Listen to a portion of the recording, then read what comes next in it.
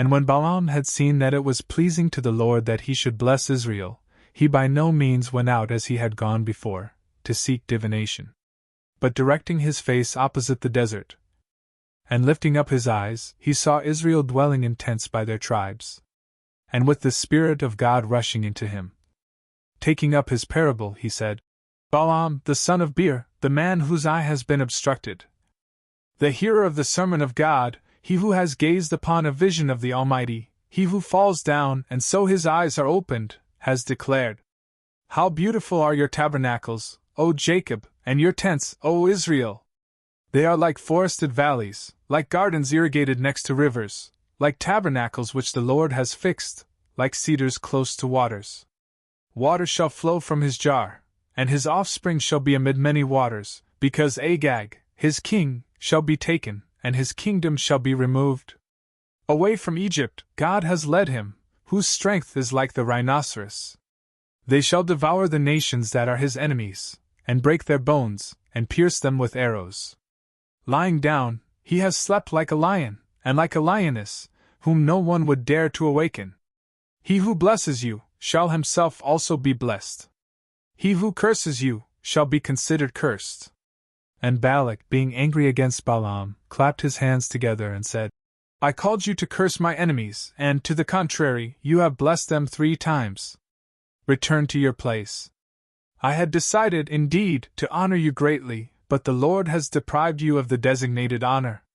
Balaam responded to Balak, Did I not say to your messengers whom you sent to me, even if Balak would give me his house, filled with silver and gold, I still could not go away from the word of the Lord my God, so as to offer anything, either good or evil, from my own heart. But whatever the Lord will speak, this, too, I shall speak. Yet truly, as I continue on to my own people, I will give you counsel as to what this people shall do to your people in the end times. Therefore, taking up his parable, he again spoke. Balaam the son of Beor, the man whose eye has been obstructed, the hearer of the sermon of God, he who knows the doctrine of the Most High, and who sees the visions of the Almighty, who, falling down, has his eyes opened, has declared, I shall see him, but not presently. I shall gaze upon him, but not soon. A star shall rise out of Jacob, and a rod shall spring up from Israel. And he shall strike down the commanders of Moab, and he shall devastate all the sons of Seth. And he shall possess Idumea.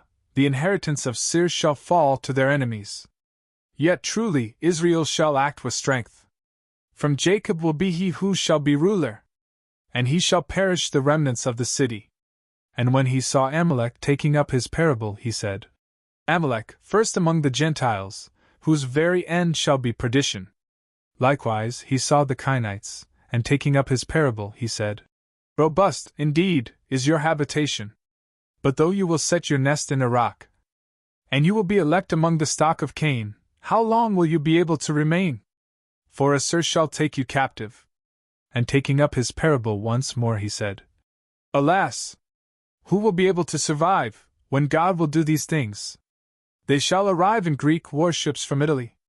They shall overcome the Assyrians, and they shall devastate the Hebrews, and yet, at the very end, even they themselves shall perish. And Balaam rose up, and he returned to his place.